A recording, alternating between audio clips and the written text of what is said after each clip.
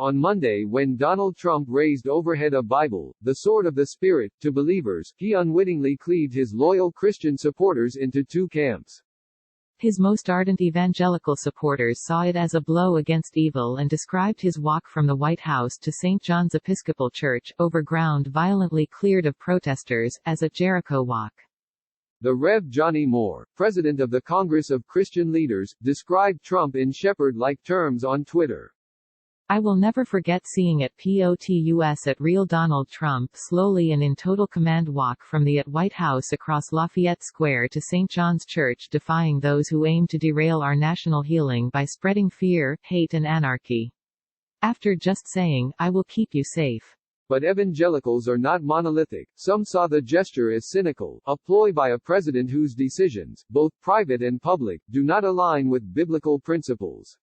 I guess it's a sort of Rorschach test, then, said Dallas pastor Robert Jeffress, who is one of Trump's most important defenders among the faithful. You see what you expect to see. But that's not true. Trump's emerging evangelical critics say, an objective measure is contained in the very book Trump wielded. Blessed are the peacemakers. Blessed are the merciful. It's right there in the Sermon on the Mount, said John Fee, a professor of American history at Messiah College. Just read Jesus. Trump's photo opportunity required police to attack and push away protesters against police brutality. He walked surrounded by key civilian and military advisors, some of whom later said they were caught unaware by the stunt and the violence that preceded it. Some evangelical leaders said they felt similarly aghast, watching the event unfold. Pelting people with rubber bullets and spraying them with tear gas for peacefully protesting is morally wrong, said Russell Moore, president of the Ethics and Religious Liberty Commission of the Southern Baptist Convention. What we need right now is moral leadership, from all of us, in the churches, in the police departments, in the courts, and in the White House. The Bible tells us so. So do our own consciences.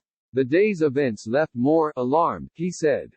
The staunchest of evangelicals, 90-year-old televangelist Pat Robertson, split from Trump on Tuesday.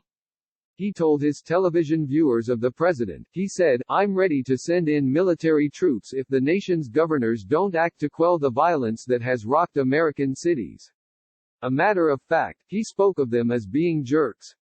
You just don't do that, Mr. President. It isn't cool. It could be far worse than uncool, politically. Trump can't afford to lose evangelicals, even by the handful. A record 81% of white evangelicals voted for him in 2016, and he only narrowly won the presidency, sometimes by just a few thousand votes in crucial areas. His gesture with the Bible outside St. John's was meant to shore up that support, reminding his base of a tacit agreement. It's a contract between him and evangelical voters, Fee, the professor, who is a Christian, said. In exchange for their ballots, he said, Trump has packed the courts, including the Supreme Court, with conservative judges who agree with them on social issues. So while evangelicals lifted Trump to power by voting together, they may prove his undoing if a contingent breaks away. In which case his campaign might shudder to hear of evangelical believers like Anthony Kidd in Daphne, Alabama. During the week, Kidd works at a salvage yard, and on weekends he does audio work during church services. He's conservative. The past few years he has done things that are good for Christians, I'll grant that, he said. But when he saw Trump lift the Bible outside St. John's, he said, it made me want to throw up a little bit. Fee said it was unclear what happens next, whether evangelicals will stay by Trump, or make a significant split. But whatever happens, he said, is unlikely to be peaceful.